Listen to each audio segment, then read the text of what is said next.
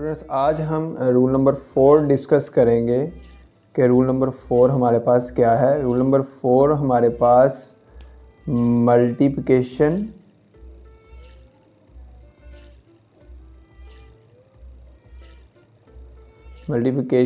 Rule है। ठीक है, कौन सा रूल है? मल्टीप्लिकेशन रूल है।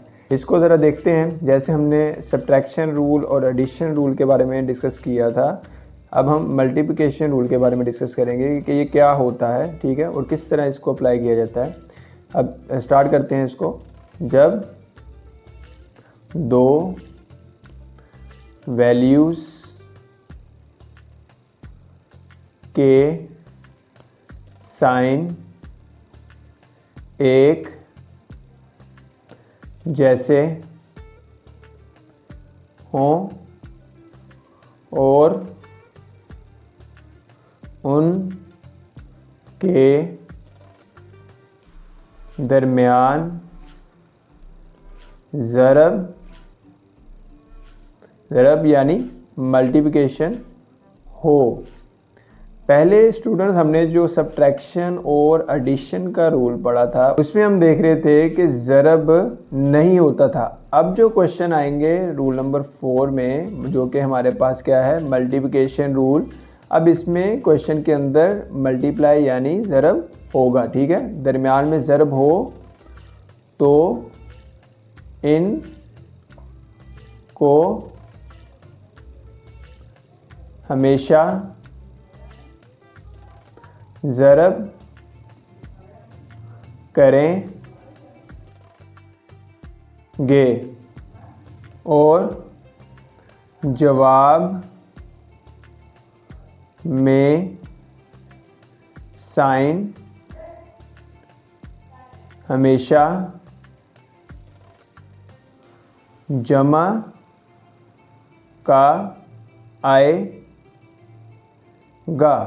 मल्टीप्लिकेशन रूल में क्या कह रहा है? जब दो वैल्यूज़ के साइन एक जैसे हों और उनके दरमियान ज़रब हो, ठीक है, तो इनको हमेशा क्या करेंगे? ज़रब करेंगे और जवाब में साइन हमेशा क्या आएगा?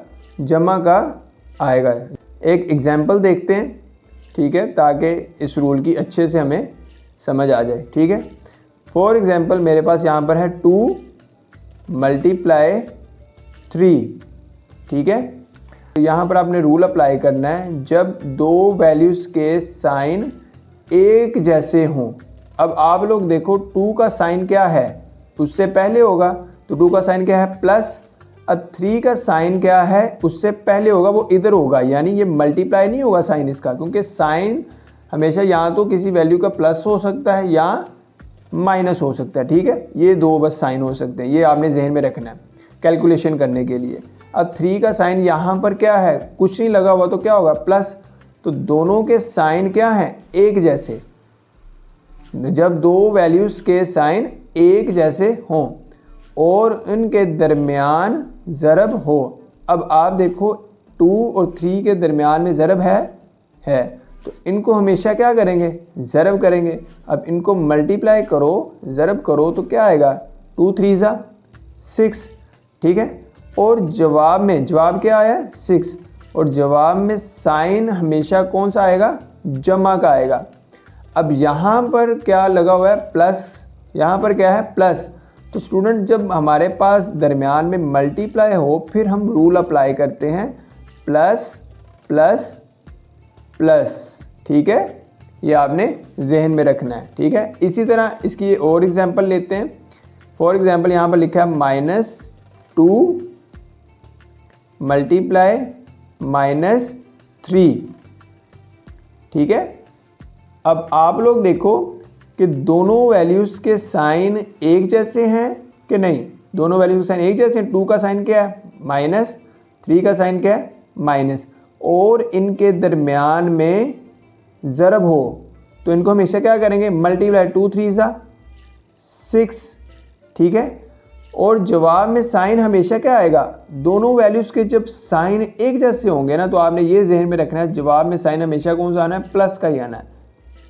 ठीक है, माइनस माइनस प्लस, ठीक है, ये रूल है, मल्टीप्लिकेशन रूल है। ठीक है, उम्मीद करता हूँ यहाँ तक आपको क्लियर हो चुका होगा। ठीक है, अब स्टूडेंट यहाँ पर मल्टीप्लाई का मैंने आपको बताया था बेड मैथ्स रूल जब हम कर रहे थे, तो मल्टीप्लाई का साइन एक तो ये होता है, एक हमारी जो ब्रैकेट्स होती हैं वो भी मल्टीप्लाई का काम करती हैं। कब करती हैं उसकी एग्जांपल देख लेते हैं। फॉर एग्जांपल इन एग्जांपल को हम लेते हैं, मैं इसको ऐसे लिख लेता हूँ 2 ब्रैकेट 3 ब्रैकेट क्लोज, क्योंकि मैंने बताया था जो ब्रैकेट ओपन होगी वो क्लोज भी होगी। ठीक है, अब आप लोग देखो कि 2 का साइन क्या है प्लस और 3 का साइन क्या है यहाँ पर लगा हुआ है, क्योंकि हर वैल्यू का साइन कहाँ पर होता है उससे पहले, तो इधर लगा हुआ है प्लस।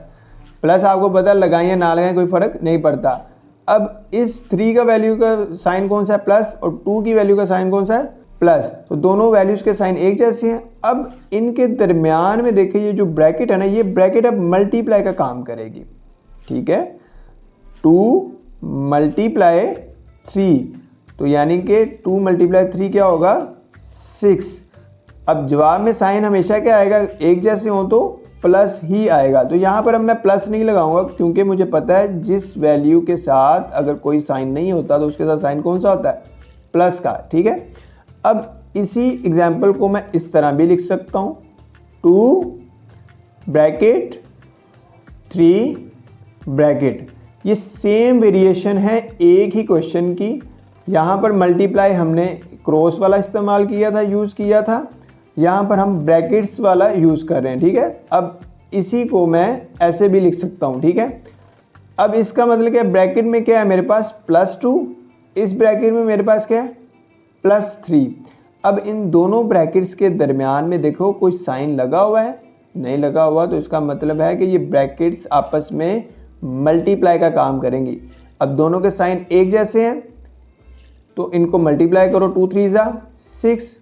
ठीक है, तो साइन हमेशा क्या आएगा प्लस का। तो आप देख रहे हो सबके साइन सेम आ रहे हैं। जब हमने क्रॉस वाला साइन लगाया था मल्टीप्लाई का तब भी साइन सेम था, जब हमने ब्रैकेट लगाई तब भी साइन और आंसर सेम है। ठीक है, ये आपने बात ध्यान में रखनी है कि हमारे पास क्वेश्चन इस तरह से भी आ सकते हैं। ठीक है, ये कुछ वेरिएशन है क्वेश्चन की।